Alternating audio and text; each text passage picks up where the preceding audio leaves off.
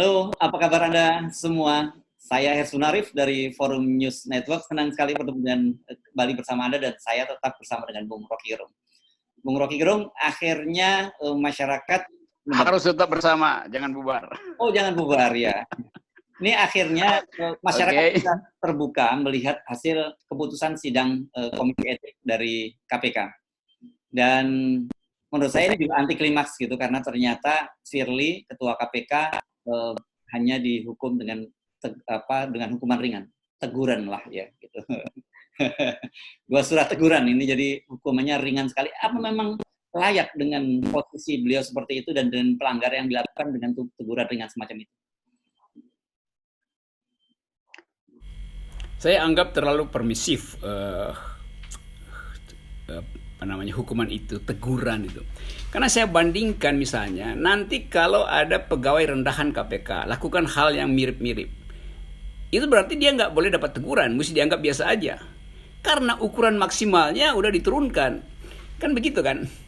Kalau ketua KPK itu dia punya beban double. Selain sebagai posisi ketua yang mesti jadi cahaya etis, dia juga harus secara lebih sempurna mengendalikan atau mendisiplinkan dirinya. Itu 2 beban ketua. Nah sekarang hanya diberi teguran. Itu berarti peristiwanya peristiwa biasa doang itu. Kayak buang sampah di KPK ditegur itu kan. Nggak masukin tong sampah. Padahal ini adalah status status agungnya itu. Jadi mestinya DPR juga bereaksi karena DPR yang fit and proper test kan. Masa soal yang beginian itu harus dianggap beliau kurang tahu. Kalau lo dari awal itu justru yang diminta, jangan pamerkan kekuasaan, yunto kekayaan, yunto kemewahan di lembaga KPK. Jadi nggak bisa dibilang misalnya ya saya nggak tahu kalau pakai helikopter. Bagaimana helikopter itu eksklusif? Jadi pelanggaran pertama itu adalah dia nggak paham, Pak Firly ini nggak paham bahwa masuk di KPK itu harus betul-betul sama seperti mengambil alih fungsi malaikat. Karena memang kita ingin supaya jadi malaikat. Jadi kalau dibilang kan gampangnya beliau manusia juga bukan malaikat. Justru harus jadi malaikat itu. Nah malaikat nggak boleh salah. Itu konsekuensi beroperasi di KPK. Lain kalau memimpin partai ya bisa siksa. Ini memimpin lembaga yang betul-betul dimaksudkan untuk menghasilkan distinctive karakter yang betul-betul unik, yaitu kejujuran itu. Saya baca Pak Firly bilang ya itu kan supaya buat cepat. Oh justru itu yang jadi problem itu. Artinya semua batas etis bisa diterobos dengan argumen pragmatis. Itu nggak bisa itu. Oke. Ini kan semakin melengkapi kekecewaan publik terhadap lembaga ini setelah adanya revisi undang-undang dan kemudian pemilihan para komisioner yang juga banyak dipertanyakan karena sudah diatur sebelumnya dan sekarang situasi begini. Padahal tadinya orang berharap dengan ada Dewan Kehormatan itu lembaga ini betul-betul menjadi terhormat gitu. Tapi ternyata keputusan Dewan Kehormatan seperti itu. Anda tadi menyinggung soal itu kan sebutnya malaikat, mungkin kalau malaikat berlebihan lah, lakunya mungkin laku seperti asketism gitu ya, orang lebih meninggalkan kehidupan dunia lah ya, manusia tapi dia sudah mulai meninggalkan kehidupan dunia gitu, duniawi lah. Memang itu maksudnya. Jadi KPK itu harus diisi oleh orang yang melakukan tapa brata, melakukan aktivitas bodhisatwa, asketism segala macam itu. Jadi soal itu yang jadi kalau Dewan Kehormatan juga nggak ngerti itu apalagi yang bisa diberi penghormatan pada Dewan itu.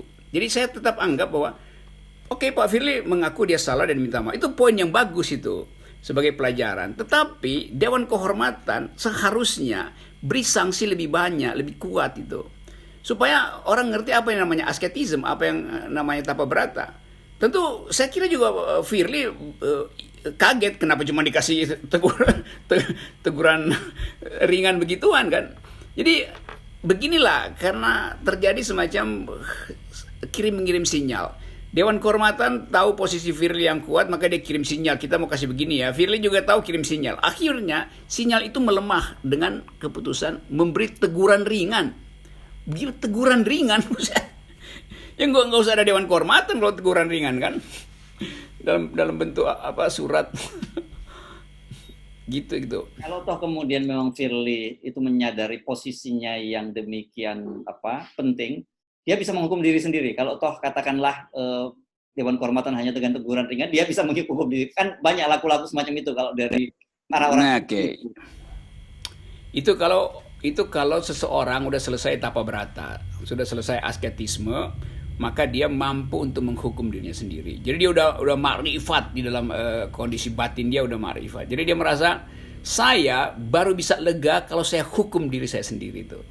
Itu tentu orang nggak akan minta dia mundurkan diri mungkin karena itu juga dianggap itu prosedur politik nanti macam-macam.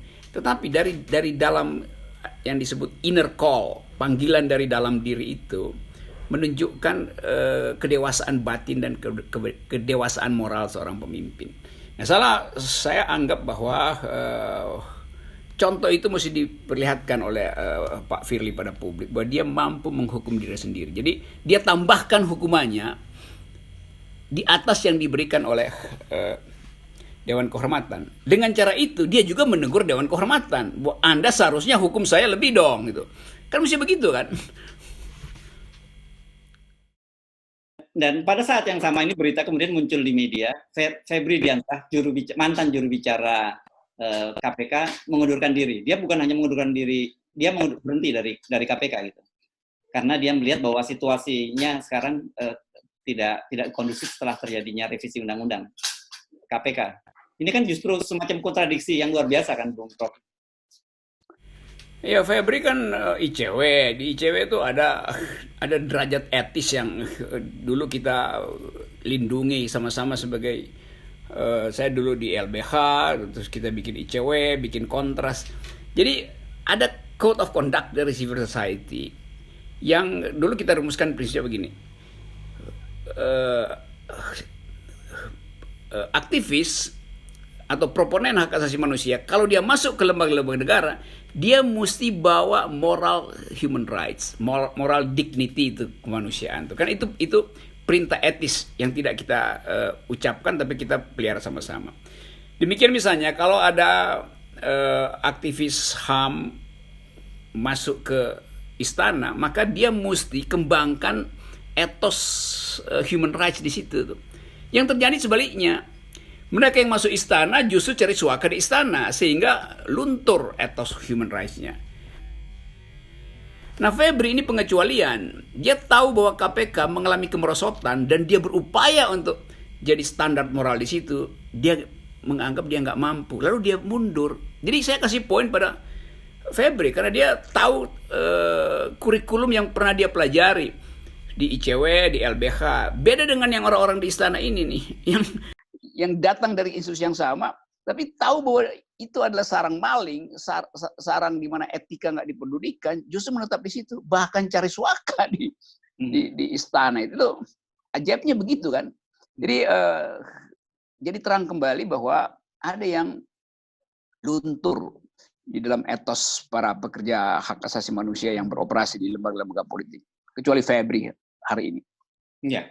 Dan kelihatannya media menangkap itu. Mengapa kemudian berita itu juga muncul gitu bersamaan pada hari ini? Karena pada saat di satu sisi teguran ringan, yang satu sisi kemudian mengundurkan diri karena tidak sesuai dengan prinsip. Padahal ini luar biasa. Padahal dia tidak melakukan kesalahan apapun gitu kan, artinya secara tapi dia milih mengundurkan diri. Sementara orang yang jelas salah melakukan etika hanya ditegur secara ringan. Selalu ada benchmark sebetulnya, semacam batas air antara keinginan untuk pamer jabatan dan teguran batin. Nah, Febri memilih mendengar teguran batin, bukan himbauan jabatan yang glamor atau jadi tokoh publik. Nah, saya kira pers Indonesia khusus dalam soal ini menangkap itu dan secara sangat sublim memperlihatkan bahwa jejak etis dari masyarakat sipil masih berbekas pada Febri. Dengan konsekuensi sebetulnya contohilah perilaku Febri. Ya mestinya juru bicara istana, siapa Fajrul Rahman atau siapa atau orang-orang di KSP melakukan hal yang sama, kan itu poinnya kan. Karena parameternya sama kok. Jadi ya udah itu saya cuma mau tafsirkan begitu. Okay. Saya tahu saya nggak mungkin bujuk, nggak mungkin mengubah cebong jadi burung dara, nggak bisa itu. Oke, dengan situasi semacam ini, dengan putusan Dewan Kehormatan dari KPK, apakah kita masih bisa berharap dengan lembaga KPK? Padahal kan selama ini kita selalu bicara bahwa satu-satunya lembaga di pemerintahan yang sekarang masih paling dipercaya publik itu KPK. Saya udah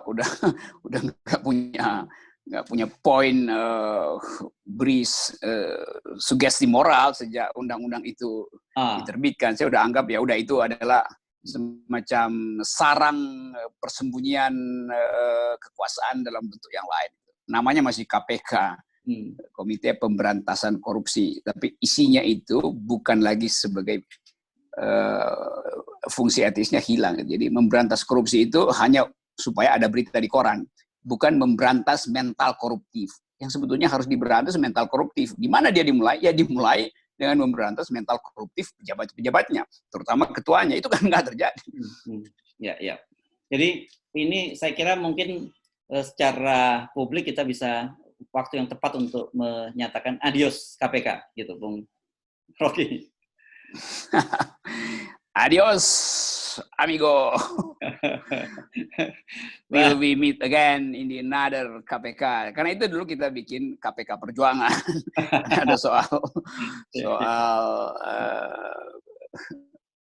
Basudan, soal macam-macam itu.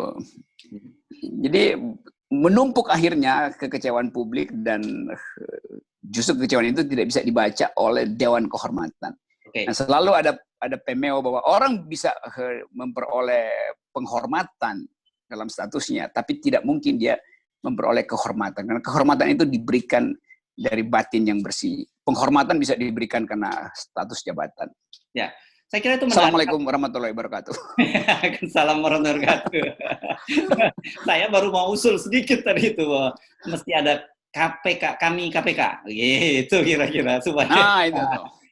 Idenya menarik. Jadi jangan tutup dulu. Salam sekali lagi, tapi kita sarankan para karyawan KPK tidak puas. Dan korupsi itu adalah dasar kenapa kami dibentuk. Jadi moral korup daripada kekuasaan itulah alasan etis kenapa kami dibentuk, KAMI dibentuk, dan kenapa kita mengerti KAMI dimusuhi semua orang, karena tidak ada yang ingin kekuasaannya dipreteli oleh etika. Padahal sebetulnya kekuatan kami cuma moral. Pada moral pun kekuasaan takut. Dan itu yang diorganisir sekarang itu.